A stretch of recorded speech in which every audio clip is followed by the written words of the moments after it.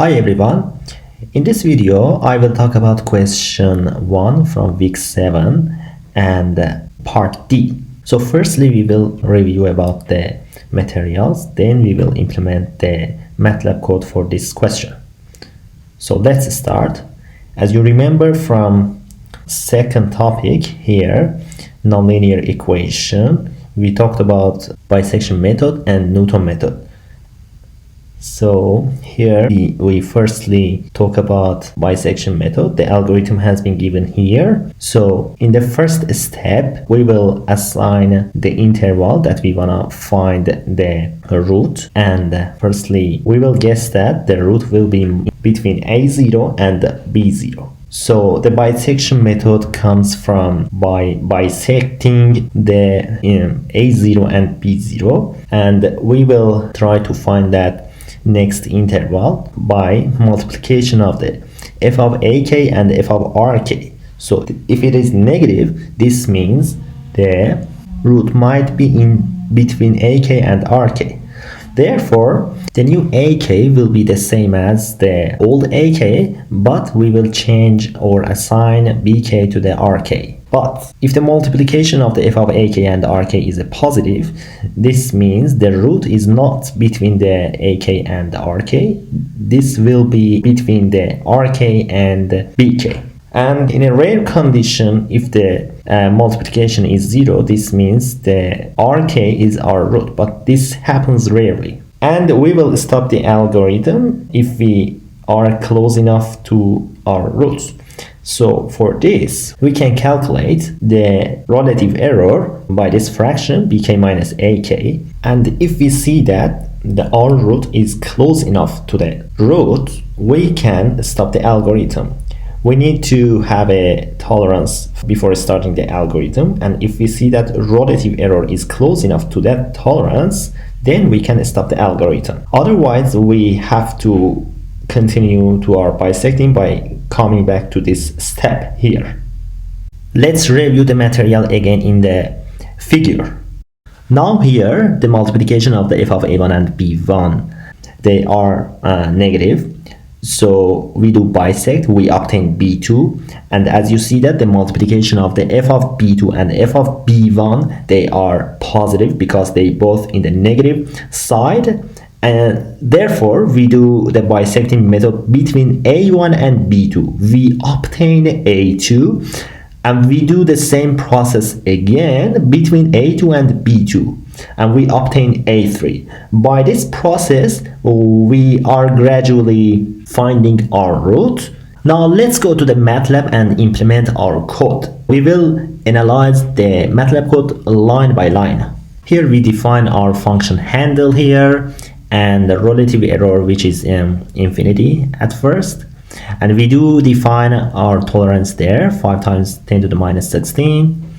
And we want to put k equal 1, but please note that we have here k equals 0, but in Matlab we don't have k equals 0 for the list or vector, and we started by k equal 1.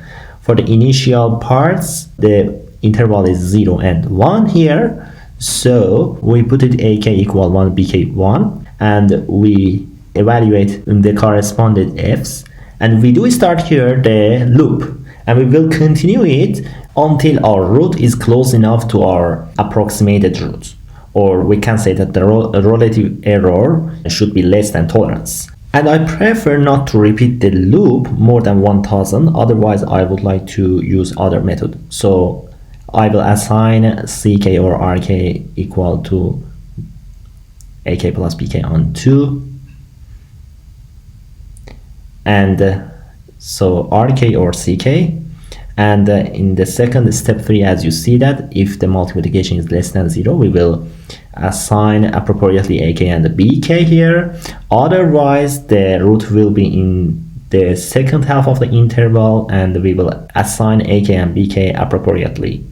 And here is the calculation of the relative error. And firstly, the relative error was infinity. And after having this relative error, we will count the our loop, which is k.